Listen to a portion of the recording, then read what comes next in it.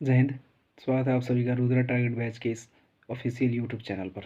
दोस्तों, इस पे जो है आपको बिहार पुलिस और UP police, UPSI, Bihar SI, prelims, BPSC prelims से संबंधित जितने भी क्वेश्चंस ऑब्जेक्टिव किए जाएंगे वो सभी ऑब्जेक्टिव क्वेश्चंस जो है इस पे आपको कराया जाएगा तथा इससे संबंधित क्वेश्चंस को भी आपको प्रेफर करके बताया जाएगा कि यहाँ से पढ़िए।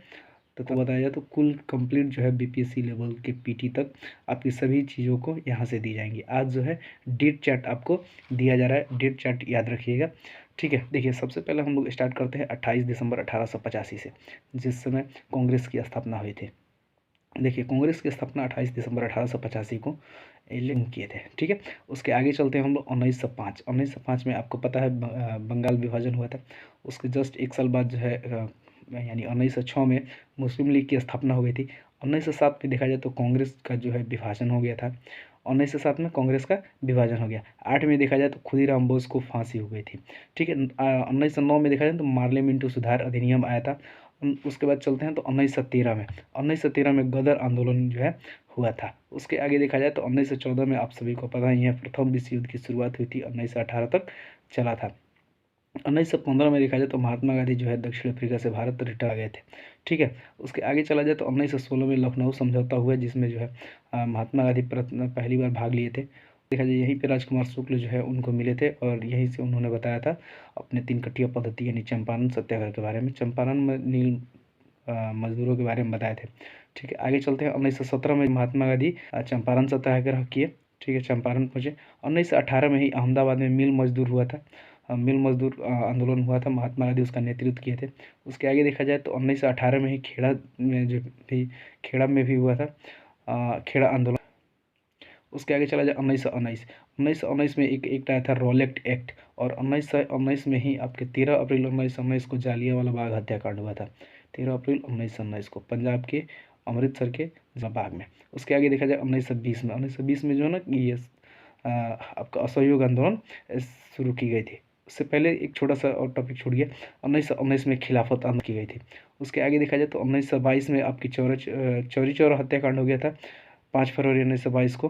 12 फरवरी 1922 को सहयोग आंदोलन महात्मा गांधी स्थगित कर दिया। उसके आगे चला जाए 1930 में जो है आपके स्वराज पार्टी की स्थापना की गई।